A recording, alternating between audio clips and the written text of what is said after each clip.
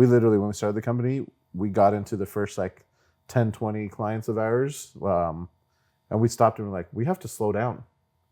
We're getting through things too quickly. They're paying for an hour of time. Mm-hmm. We're getting done in 15 minutes. Mm-hmm. And we literally had to sit and go, okay, how do we slow things down? Because we're so used to rushing through everything. Welcome back to Towel Talk. We are back, Andrew and I, to talk about the second half of the burnout conversation. And just before we started rolling, Jake had a great question. So we're going to throw it back to him to ask it again, and then we'll dive into it. So as I was listening to you guys with the first episode, or first part, I was hearing you guys talk about burnout from the athlete's perspective and then from the client's perspective. So I was just curious, like, is it different for clinicians? Like, is burnout different for you guys? Yeah, absolutely. So that's a great question to dive into for us. And of course there's similarities, right? Like at the end of the day, burnout is kind of that mental side of fatigue. You're getting overwhelmed with whatever the situation and circumstances are.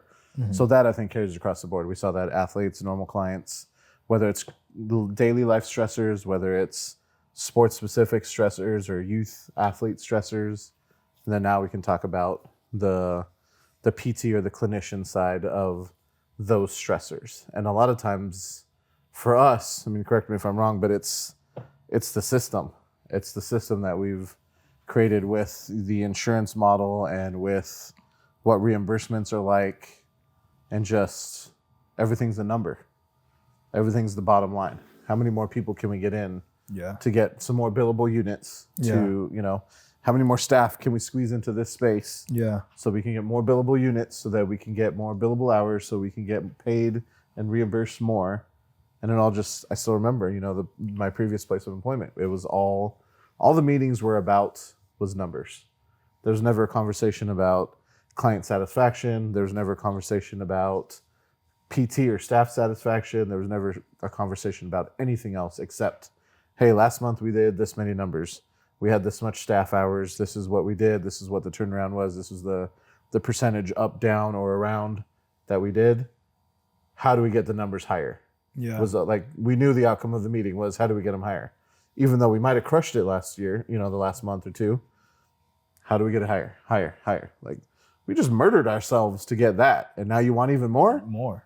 How does that motivate me to get more? Like, we didn't get rewarded for that. You just told us to go get more. Yeah. Yeah. Like, and that's where then you start disconnecting is, what am I doing here? Why am I doing this? If the answer is always going to be more, I don't want a part of this. It's, and I think that, especially for people that are just getting out of school or you're just kind of starting with your career, at least I did. I feel like you put a lot of pressure on yourself without knowing.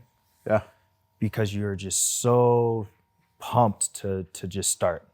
You're just so pumped to there. like, man, I put all this time, I did all this schooling, and now I really get to do this. This is the job that I wanted. Yeah. I get to help folks.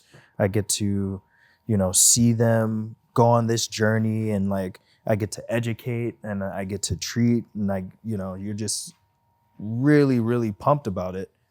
And then you get into some of these clinics where they're wanting you to just, all right, we need you to see this amount of people. Yeah. We need you to do more, like you were saying. Keep doing more. And you slowly start to see how you're not able to treat. You can't sustain it. Yeah. It's too much. And there's a dilemma, because it's either I'm going to try to be as good of a therapist in this setting as I can be. Right. I'm not going to finish any notes. So either your notes are going to be just completely trash, or you're going to be stand really late doing them. Come in early notes. Lunch notes. Stay after notes. And it feels like things just start slipping. It just starts slipping, and it just starts to pile up. But you want to keep being a great clinician.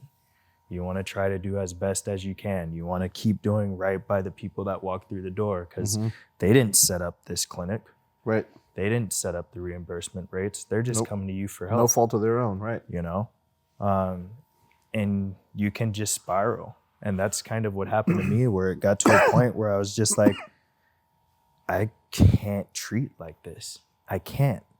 Like, even trying to fall into the system that some of these places have, I just felt so disconnected from my patients that it was like, well, maybe I'm not as like physically spent, but now I can't really even treat. Yeah. And so I try to find that balance, but it's hard to do it for a long time. It's really hard. I know some folks that do it, and I don't know how they do it. But I couldn't. Yeah. I couldn't, And it's interesting you say that, because we obviously don't want to talk down on other therapists that can manage in that system or anything like that. Yeah. But truly, the way I felt like you when I was at the other clinic is I'm not helping anyone. Like, I'm here, and yes, some people are getting better, but some people are hitting there 3 times a week, times 4 weeks, and they're getting kicked out the door because we used up their insurance benefits. And the system was, cool, get rid of them, because it costs more to try to chase down more reimbursement than just getting the next person in the door. Yeah. And then you can kind of help them and kick them out, and kind of help the next one and kick them out, and maybe help the next one and kick. And then I was like, what am I actually? I'm not doing PT. I'm not. I'm an insurance front. I'm billing your insurance, and that's all I'm doing. You're kind of getting care. It's like walking into a Starbucks and getting half the cup, because that's all that's left in the tank, and that's all the insurance will cover. Yeah. You look in the cup. Like, bag of chips, perfect example. You're like, wait a second. You're charging me $3 more than you were last year, and there's half as much chips in here. There's less chips in here. I got to reach halfway into the bag. There's a bunch of air in this bag. What? And it's a ripoff. And it's truly that, because again, insurance also ties your hands with what you can and can't do. Yeah. So even if you are one of those clinicians that are like, hey, I'm going to do whatever my client needs, and I will suffer the consequences of notes all day long forevermore, turn an 8-hour salary day into a 16-hour day every day. Yeah. Because I'm going to help this person. But, I can't do this, and I can't do that. And they won't reimburse me for that, because so my boss will yell at me if I do that. And all of a sudden there's all this pressure starts building. And eventually, if you are a good therapist, and if you are someone that truly is passionate about helping, I don't see how you survive in that system. Yeah. Because it's hard. It's hard. I like I said, I know some folks that do it. I tip my hat to y'all that do it and can still provide pretty good care. Right. But I started to notice, it's the way that I want to treat. The way that I want to treat, I couldn't do it that way. Correct. And there'd be times where I kind of got into a rhythm where I was like, okay, I think that my patient satisfaction rate was pretty good, I think, at some points, but it wasn't like I was doing a lot. Right. It was just, I was taking time out to listen to folks. And I'm like, if that's the difference maker, I can do way more in a situation where I'm actually able to treat the way that I want to. My boundaries and my needs are being met where I'm treating, which I think is another thing with burnout for those of you out there that are just starting, is kind of just knowing what it is that what you can handle, what you can tolerate, what your needs are. I really need to see someone go through the journey. I need to be there and walk with them through the process. That's something that I love and I like to do. And I've known that about myself even before I started PT. That's something that I've always enjoyed, was just, wow, when I'm on the basketball team and I see that there's other people on the basketball team that are training hard every day, and they get into the game, they do crappy, they get kicked out of the game. Then they go back to practice, and I'm in practice with them because we're on the same team, and they work really hard. They stay late, they come early, they get back into the game, they fall on their face, they don't do well, they get kicked out. They keep trying, they keep going. I'm training with them, I'm practicing, and then finally their day comes and they kill it. Right. What is it about that that really inspires me to, keep going, or inspires me to want to do that with someone else, or like can bring me to tears at times when I see a friend go through that, or a patient or something like that? It's because I know that in order for me to peak perform at PT, Right. I need that. Yeah. These other therapy clinics, I wasn't getting that because I don't get to see it. Right. I don't get to experience it with that person. All I get to do is do a progress note.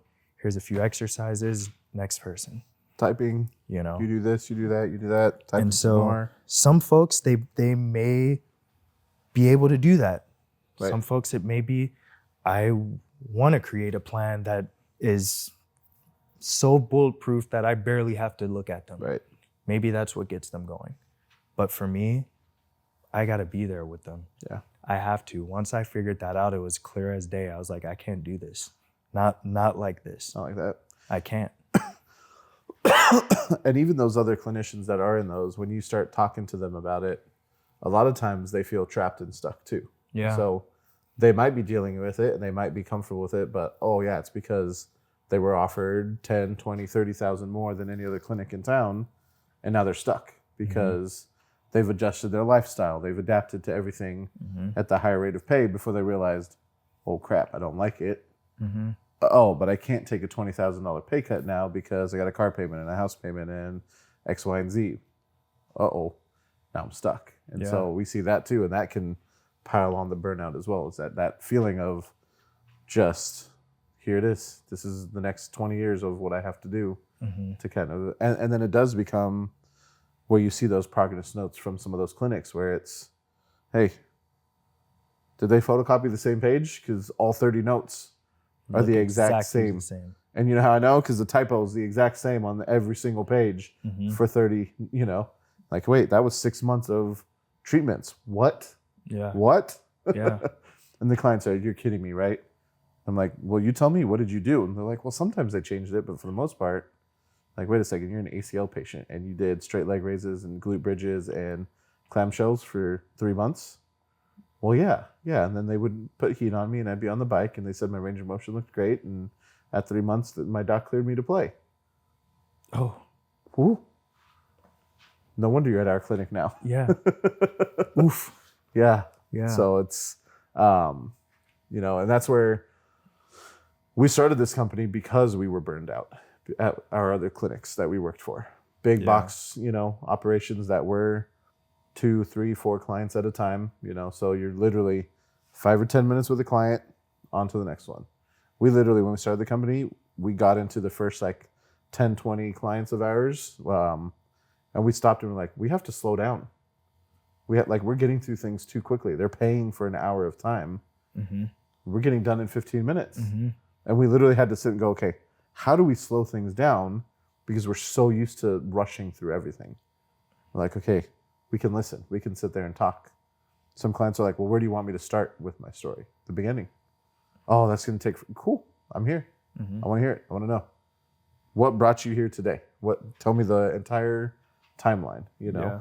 Sometimes it's more than we bargained for, but we listen, that's something that we were like, okay, we're going to take the time to listen to our clients, we're going to take the time to hear out their entire stories, because a lot of times they're going to tell us what's wrong with them, why they haven't gotten better, what went wrong in their previous rehabs or medical appointments and stuff.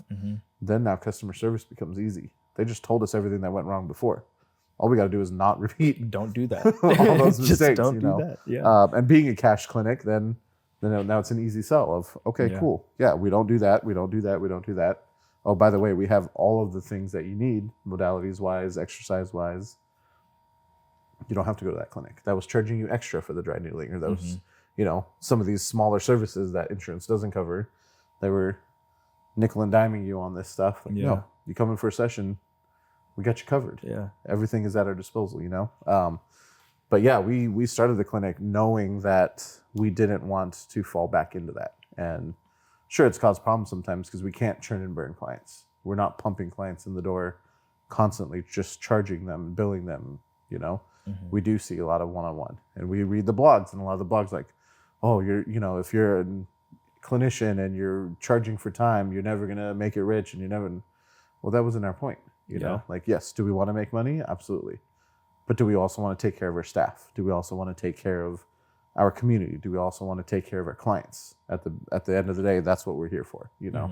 Yes, we want to put food on the table, but that client is the most important to us. Our staff is the most important to us. Can we provide that environment where everyone can work the way they need to operate? Yeah. You know?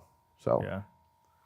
And I think that's something that really kind of drove me to you guys as well. Like, I remember the first time I met with y'all. We were in the dark dungeon corner in the gym over there. Corner over there.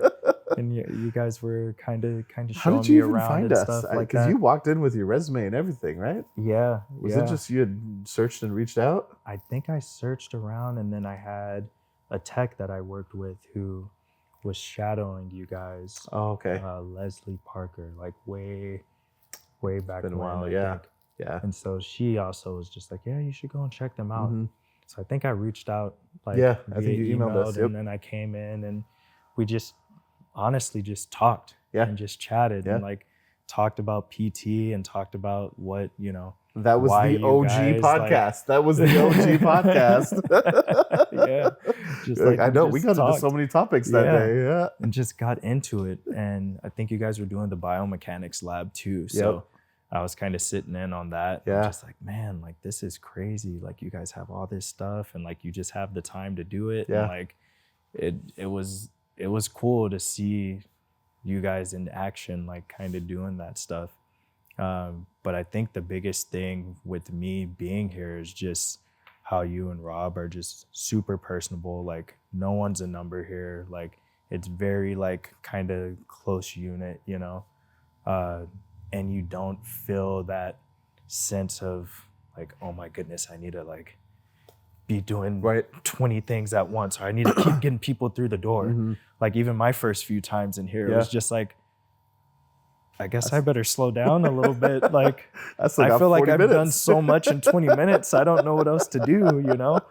And it's just like, just relax, slow down, have a little chat with your patient too. You know, it doesn't have to be like all business the whole time. Correct. Like, you can like make it fun, you know, make it personable. And so I really enjoyed that, because it does allow me, at least when I come in and see folks here, it allows me to be the clinician that I want to be, not the clinician that I'm pigeonholed to being, or that I have to pretend to be because of insurance or because of the location I'm working at or something like that. And so that's been very nice, like a breath of fresh air for sure. Love to hear being able to do that. Because it's so different when you're burnt out. You start making mistakes. You start being unsure if you even want to do PT anymore. You know, like, you start looking at other options. You start thinking to yourself, like, is this really what I want to do? And even me now, I kind of work this unorthodox kind of PT with like doing all the private contract and stuff and per diem work. But it allows me to be kind of that free therapist that I want to be. You know, and so it's nice. It's definitely nice to not be pigeonholed. But one other thing that I wanted to ask is, like, when did you know that you were starting to get like burnt out? Like, what was your, like, I guess the straw that broke the camel's back? I started to not care. Yeah. That was kind of my sign of, oh shit, you know, that oh crap moment of, wait, I'm in healthcare. If I don't care, what am I doing here? You know, I could be in investment banking and making a crap ton more money, you know? I could be doing a completely different career. My brother-in-law works for UPS and makes 3 times as much as I do. And I'm like, I could be driving a truck and dropping off packages. I could go do that and make a crap ton of money and be totally fine. But I'm here because I want to help. I care. Like you, like that's when clients come back and they're like, oh my gosh, I was able to do this, or I played in my first game again, or you know, even to the point of, hey, I was able to walk down the stairs, or this is the first time out of a recliner into my bed, you know. Those are big wins, and I get emotional, like you were saying, like, that was me. You know, like that's awesome. Yeah. You did it, I did it, we did it together. You know, and a lot of times they're like, it was all you. And I'm like, no, you did all the hard work. We just guided you. Yeah. We provided a pathway to help you, you know? But yeah, that's when Rob and I both, and it happened very similar timelines. We were both working multiple jobs, trying to make ends meet, you know, figuring all that stuff out, student loans, this and that, life's changing. And then just every time we go back into work, more, fit more on your schedule, work longer hours. Oh, now you got to come in on Saturdays. All full-timers are mandatory Saturdays now. Oh, by the way, you also have to do outreach at the high school. Oh, that's unpaid. There's nothing, you know, extra. No, it was just that more. And then you come in and you're like, huh, okay, cool, yeah, go do your exercise over there. Awesome, cool, yeah, go do your exercises. And you're like, wait a second. This person just said they're getting worse in PT, and I just sent them back to do the same exercises that they did. Oh, that's not me. That's not what I want to do. Yeah. You know, that's not how I care about this person. That's not how I'm supposed to be treating them. So that's when we started realizing, like, hey, we gotta do something. We can't keep working like this, you know? Yeah. And it took us a bit, because initially we had that conversation and we started looking at home health therapy. Both of us were working in the hospital at the time. So I was like, okay, maybe I just do more wound care, because I was doing wound care at the time. So maybe I jump over more to do the hospital wound care work, because I really like doing that. We just started kind of bouncing around, trying to find our place. And then finally I had enough. I quit. I called Rob up. He had just quit too. And I was like, hey, you know all that free time that you have now and that I have? You want to screw up that free time? He's like, what do you mean? I was like, you know, way back when we talked about starting a clinic, like, we should do that. I feel like that's something we should try. And he's like, dude, I just quit. Like, I know you quit, you know, a couple weeks ago, but I just quit. And I'm like, yeah, but like, I'm looking at the job offers and and it's the same. It's the same stuff. It's like, I'm going to apply to all these other companies and they operate the same way as the place that I just quit. Yeah. Like, I don't want to go back to one of these places, because it's going to be the same thing. Yeah. And I'm just going to be burnt out again, and I'm just not going to care again. And it's not, you know, it doesn't matter how much they pay me now, I'm miserable. Yeah. And then the other piece of it was, then you start seeing it. I started seeing it. My wife started telling me, you're grumpier when you come home. You're not as happy anymore.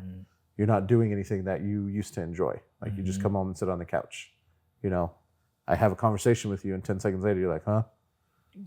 You're not engaged to anything, because you're like, my brain was like, I'm done with everything. Too much input, you know? I'm out. And this was before TikTok and all this other stuff. Yeah. My brain said, man, I'm done. Yeah. And that's where it really dawned on me, like, these are the people that I love that are telling me now, like, I better start listening, you know? At first you get defensive. No, I'm not burned out. No. I'm only 2 years into my career. I'm only 3 years in. No, there's no way I'm burned out. Yeah. And then you're like, well, yeah, I stopped doing that, and I stopped working out, and we don't go out anymore. If we go out, you know, sitting on my phone, scrolling, typing to someone else while my wife's sitting next to me. Oh shit, actually I am burnt out. Yeah. And I've fully checked out. Yeah. And I think that the dealing with like, we've talked a lot about like how we've gotten burnt out, but like dealing with it, like when you're there, because it's not like as soon as you switch, like, okay, I'm not burnt out anymore.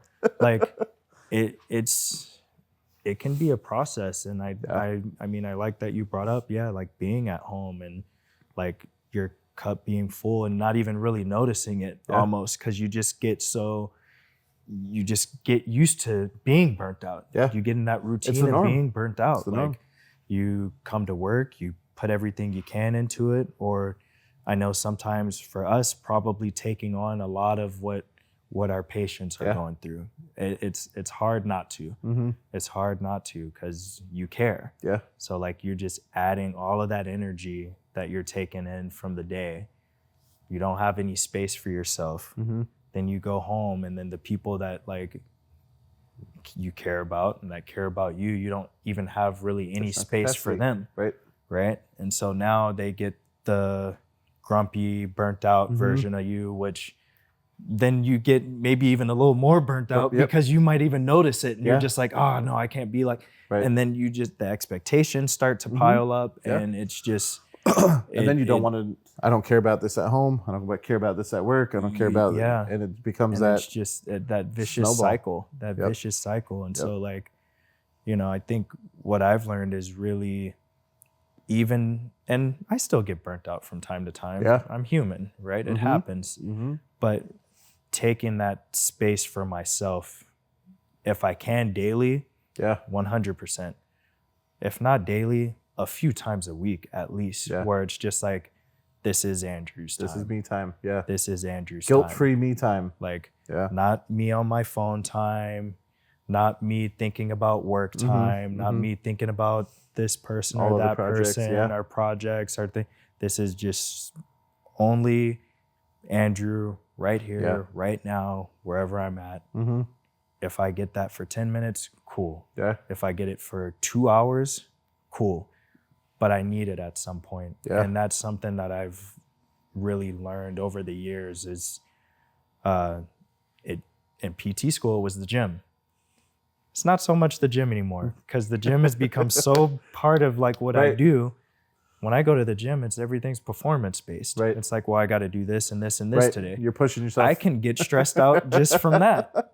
So I had to find other things that I could just really, give myself that space. If it's like, okay, Sunday mornings, I'm going to go paddleboard or something. In the morning, instead of sleeping in, I'm going to wake up an hour early. I'm going to go for a walk. Go grab a coffee, go for a walk in the park. Like something to give yourself that sense of kind of, you restabilize yourself, you recenter yourself. You've been running a lot, right? That's kind of I was running a lot too. And now running sometimes can be performance. Right. So you're still competing against yourself. Competing. But then there are times where I can run and I can just clear my mind. That does happen sometimes too. But what are some things that you maybe noticed that you've done to kind of give yourself that time or that space, or what other things did you think you did to kind of help get out of that funk? So, I mean, and you kind of hit it on the head. That's a great thing that you mentioned, is that sometimes it looks different. It's not always the same thing. And sometimes you get burnt out by the thing that you started doing to stop the burnout in the first place. Sometimes you commit too far into it. You push too far into it. So like in grad school, it was, I went into grad school saying every day I'm going to do something for myself. Didn't matter what it was. If it was a TV show, if it was a workout, if it was hanging out with friends, going to grab pizza. One thing I was going to do guilt-free every day that was just what I desired at that moment. Go grab a pop, go grab, whatever it was, there's going to be no guilt attached to it. After grad school, getting into that kind of working environment, it became exploring, going to different food places. My wife moved out here before we were married, so we started venturing out. Let's go try that restaurant. Let's do this. Let's do that. Kind of, that was our, hey, where are we going today? What place are we checking out? That was fun for us. And it was a new town for her too. So then it kind of helped explore. So that was kind of part of it. And then honestly, when I got burnt out at the last clinic, it was starting this company that kind of took on that new meaning of, cool, I'm not going back to that. So I'm going to dedicate to this and kind of commit to this. And it was exciting. It was new. It was, let's do some research on how we do it. How do we want it to look? Well, we get to do whatever we want with it, So that was kind of, at least for me, I don't know about for Rob, but for me, that was kind of that stress relief and that kind of break the cycle of, I'm not doing the same thing over and again. I'm not burnt out. I'm excited about this stuff now. We get to create an environment for the people that we actually want to help, And even last year, I got burnt out. Things were not running smoothly. We had a lot of growth. There was a lot of change. So I got burnt out. And it affected my mood, affected the clinic too. Even our staff was like, hey, I don't like coming to work anymore. All of you guys are like grumpy and fighting and stressed all the time, She's like, I understand that you need growth, but I don't even want to be here. So it kind of affected everything. And so then this time around, I actually went to see a sports psychologist. So I had remembered last year, one of our clients had talked to me about his son going to see a sports psychologist regularly, kind of more on that performance side. But this time I'm like, look, I've done everything I think I know how to do, and it's not addressing this stress. And it took me an entire year to kind of try to work through all this stuff and start. It's been 6 months since I've been working with the sports psychologist, but it was huge because now he can give me strategies on, hey, when you think about this, this, and this, do this. If this happens, you can do this. Here's some things that you can think about, things that you can do. And then also just validating. Like we talk to our clients, some of the things that I have the conversations with him about, I'm like, I do that with my clients all the time. I just can't do it for myself, Because we are, hey, I'm competitive. I want to be better. I want to do better. hey, don't do that now. You know, that self kind of doubt, that self-talk that's always negative of, oh, you screwed up again. Oh, you did this again. Oh, you could have been better.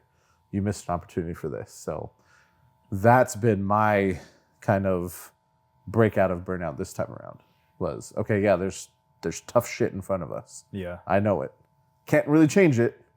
So how do I fix my attitude? How do I fix how I'm behaving and how I kind of interact with this problem? Because the problem's not going away.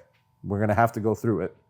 So how do we address it and how do we figure it out? So this time around, the burnout was too much for any of my other strategies to handle, really. Yeah. So then I was like, okay, I got to seek help. I got to find someone that does this for a living. Yeah.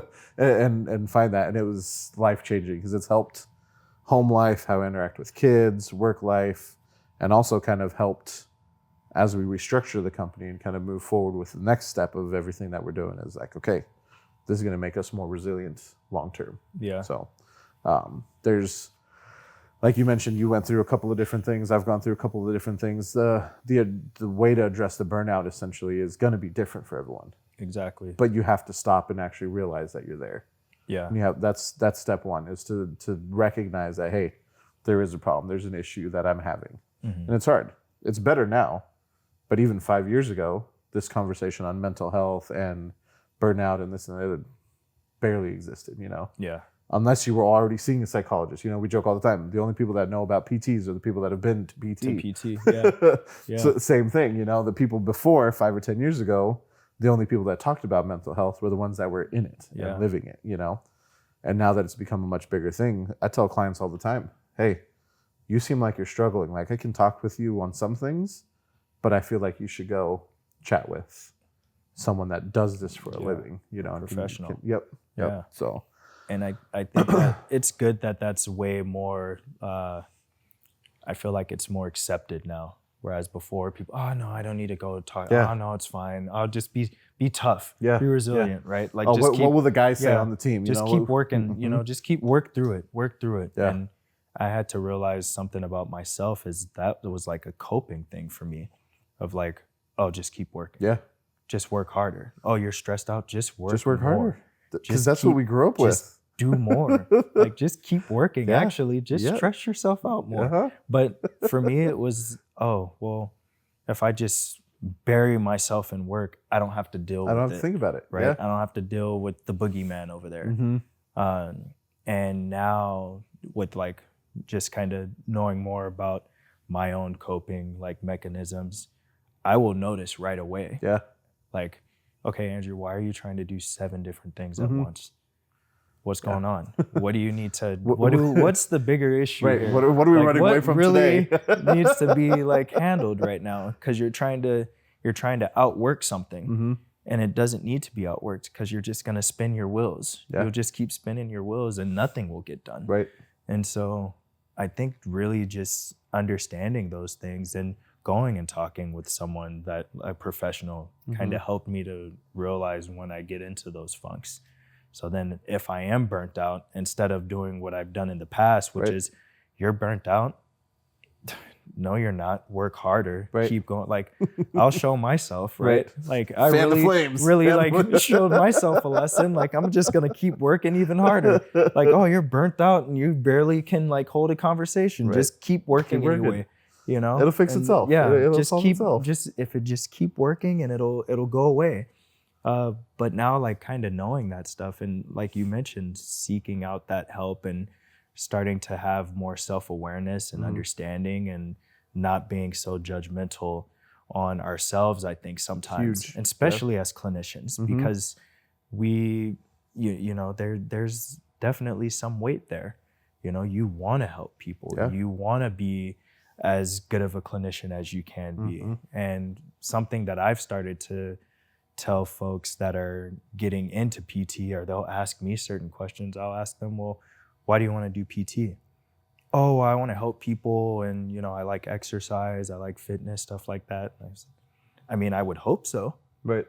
What's the other reason though? What's the deeper reason? Like, besides helping folks? Right.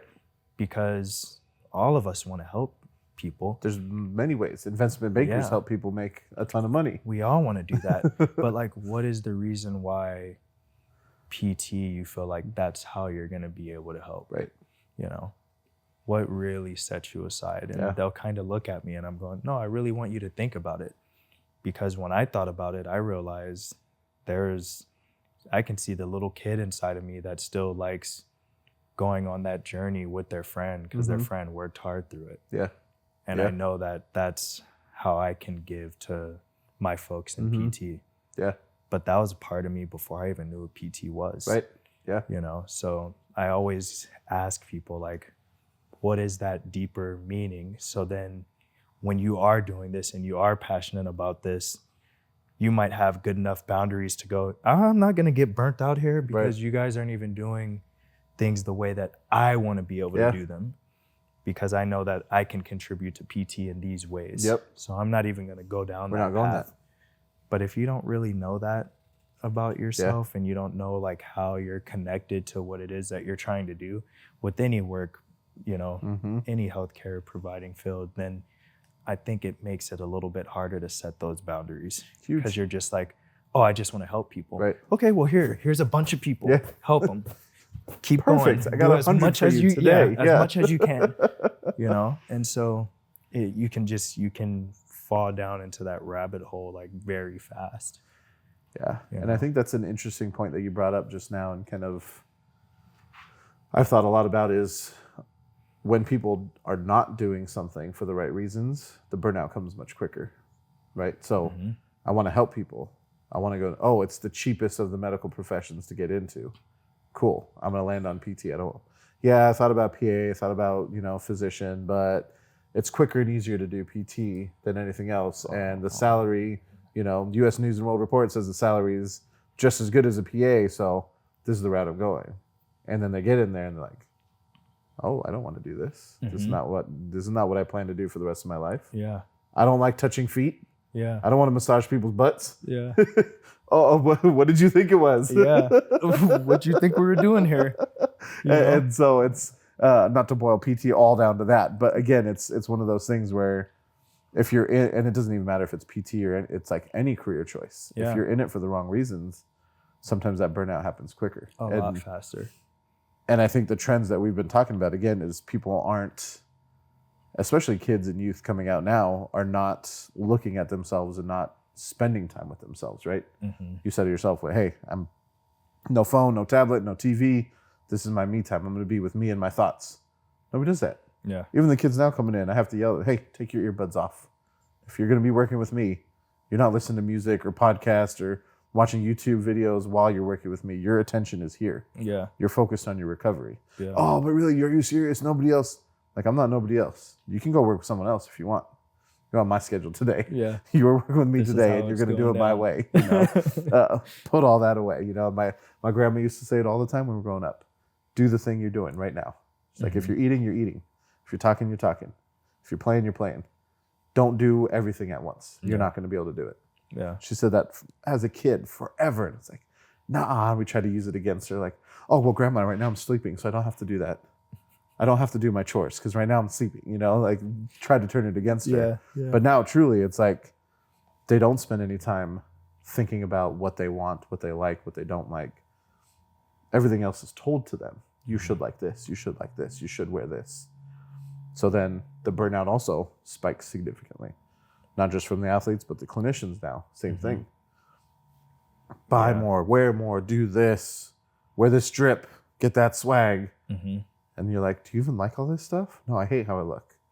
But I want to be cool and hang out with the kids at school, so that's what I got to do. Yeah. When you really dig down and like, oh, okay, well, that's a problem. Yeah. And again, so I think that's also why burnout's so significantly higher too. Like, it's not just that we're talking about it more, it's happening more because we're not attentive to who we are, what we like, what we want to do in the future. We gave a talk, Rob and I gave a talk at UNLV a couple years ago now, and we talked about how much planning goes into getting into PT school. And we got to think, 6-8 years in advance to really streamline the process, make sure we're set up with the proper credits, the proper classes, the proper observation hours, years. And you get into PT school, okay, my focus is PT school. But then there's nothing after. we talked to the kids. There's probably like 60 or 70 of them in the class, and they're like, how many of you have thought about what happens after school? Maybe one person raised their hand. Like, why? You spent so much time thinking about getting into PT school. Why are you not thinking about what comes after? Oh, it's stressful. It's this. It's busy. It's that one. So was undergrad. If you look back, you were stressed out about those classes and passing this and that and the other. Wow. And the focus is so much on, I got to pass this test. I got to get my license. Yeah. People forget, hey, I got a plan for the rest of my life. You got to be a PT. This is the gate to the gate to the rest of my life. Yeah. And all of a sudden they get to that point and they're like, oh my God, I don't know what to do. Yeah. It's just like, well, I'm here. Who am I? What am I? Should I spend money? Should I not spend money? How do I manage my money?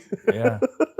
There's so much of that happens, and they're like, yeah, you're right. I haven't even thought about what clinic I want to work in, what type of environment. And we ask them all these questions like, do you want to see 45 patients an hour? Because this person's like, I care. I want to help. Cool. You're going to help 100 people a day? Oh, that seems pretty stressful. Like I'm getting nervous talking about it right now. Yeah. And we're like, well, you just said you wanted to help people. If you don't start drawing those lines in the sand, you're going to end up burnt out. You're going to end up realizing too late, hey, my line was way 3 exits back. Way and I'm cruising at 80 in the wrong direction. Yeah. And I've had that conversation with a lot of techs that I've worked with, students I've worked with, where I'm like, you have to know where your boundaries are. You have to know. Like you probably won't go through that in school a lot. They're not going to talk to you about it a lot. And I was like, and it took me a little while to know, because I sure did want to help as many people as I could. But if you don't have a good sense of what your boundaries are, then you're going to give mediocre PT to folks, because you're not going to know how to take care of yourself. You know, and then you're coming home drained. You're going to work drained. Like, when I got to a point where I think that a couple of patients even were just like, you're off. Are you okay? Like, what's going on with you? And that's when I was just like, oh, I can't do this. Right. Like, if I got a couple of patients asking me, like, immediately I'm clocking out. I was just like, yeah, no, I can't keep doing this. You know, and I would go through waves where it would be like, I'm killing it, and then I'm struggling because I burnt myself out, and then I'd do the same thing again where I'm killing it, and then I'm burnt out. And I would tell folks, I'm like, don't do what I did. Figure out where your boundaries are right away. Like, start thinking about that now. So then you don't end up doing this, because this is a very nasty cycle, and it's one to be aware of it and kind of know that you're going through it.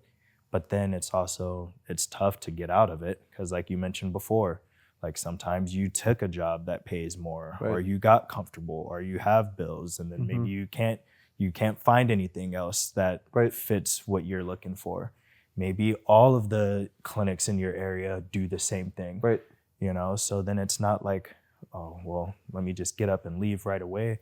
I still have to work. I still have a living. I'm a little bit stuck, like you mentioned before. So I think knowing those boundaries, like you said, understanding like why you really are getting into this field, not because you were choosing between being a PT and a PA, because they're completely different, but because you knew like, no, I like these things about PT. I like these things about being a PA. I like these things about being an MD. You know, there's something that it really sits with me to go into that part of the field.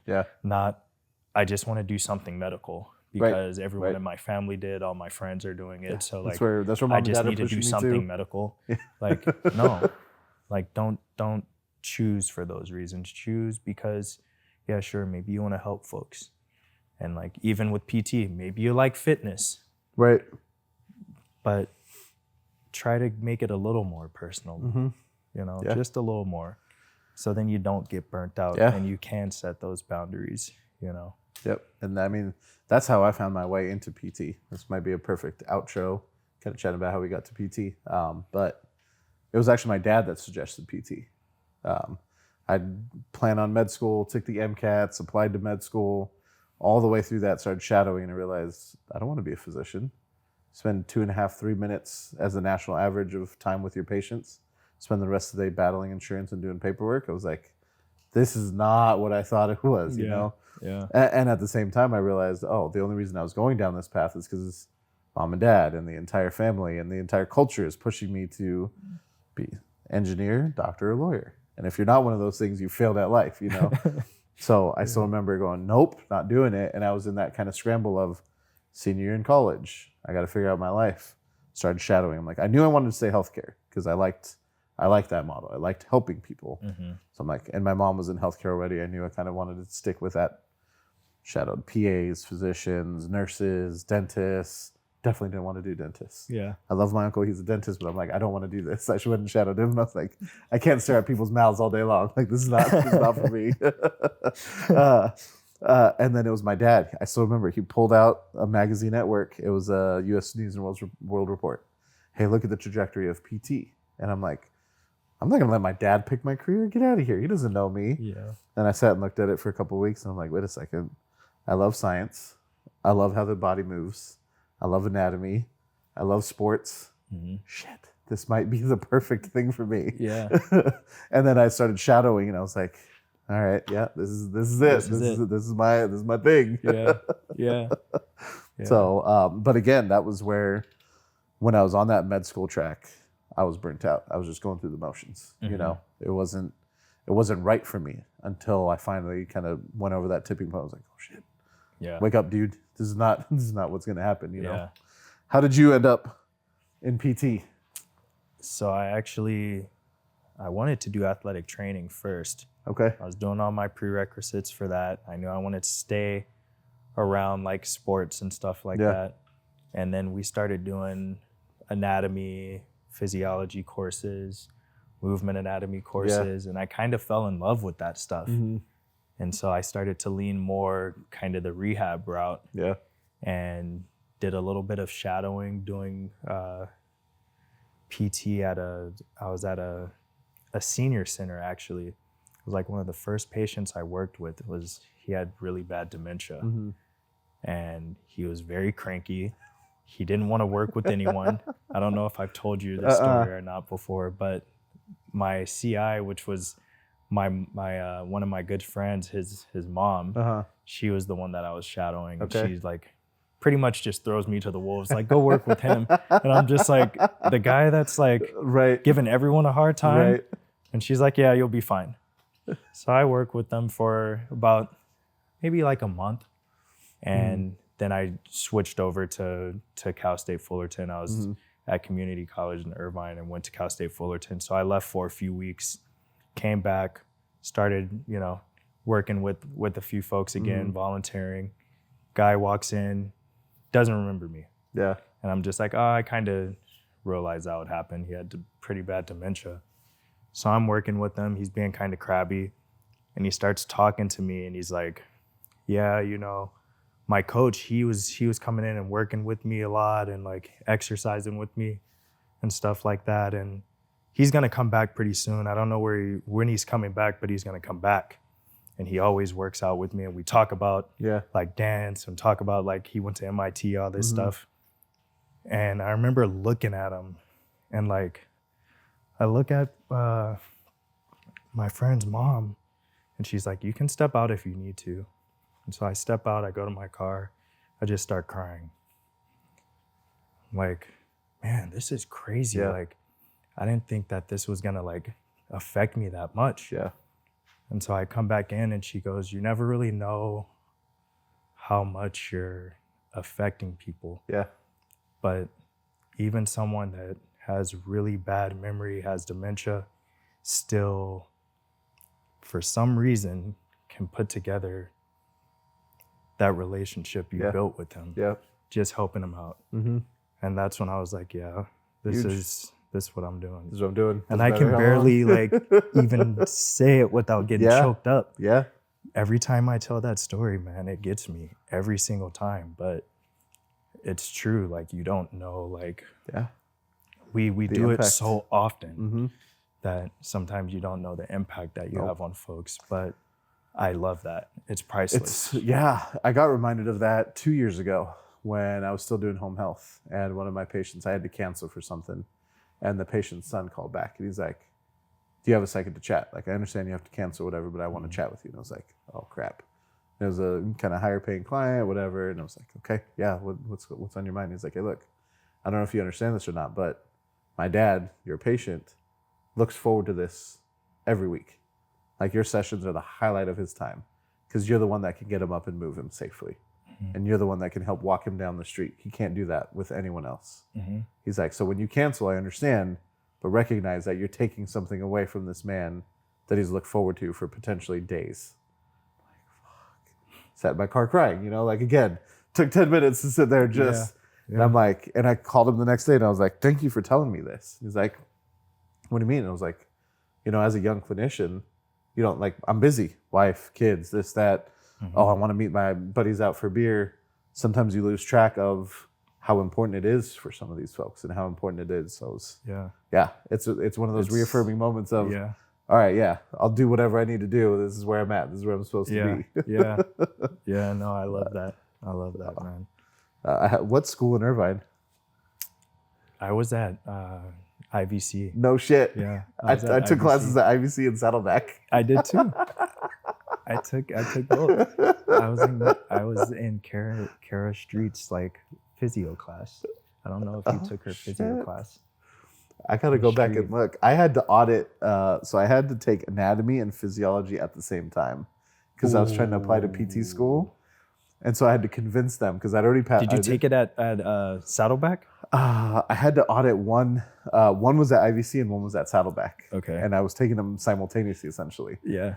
Because I'd already got my degree at UCLA, but I had screwed around. So I had to make up classes and make up my GPA. So I was at IVC and Saddleback bouncing around, and I was working up in Placentia. So I made this giant loop around the OC every single day. Yeah. I was driving 100 miles a day, never leaving the OC. But yeah, when you said community college in Irvine, I was like, wait a second, we went to the same damn school. Yeah. That's awesome. All right, I think that's a wrap on Burnout. Definitely, again, a longer episode, so thanks for sticking around. Definitely gets deep and heavy, as you saw, can be very emotional, not just from our side, but from client side and stuff too. So if you are chatting about it, be prepared or get a professional involved. Kind of seek out that psychologist, sports psych, performance psychologist, anything like that that's out there to help your clients. Any age, any kind of situation, I'm sure they can benefit from it. And even for yourself, if you are a clinician out there. So thanks for sticking around. As usual, we don't know how long these will be. We don't know when the next one will drop. We don't even know what the topic is this time around. But we know we'll be back. So we'll see you next time.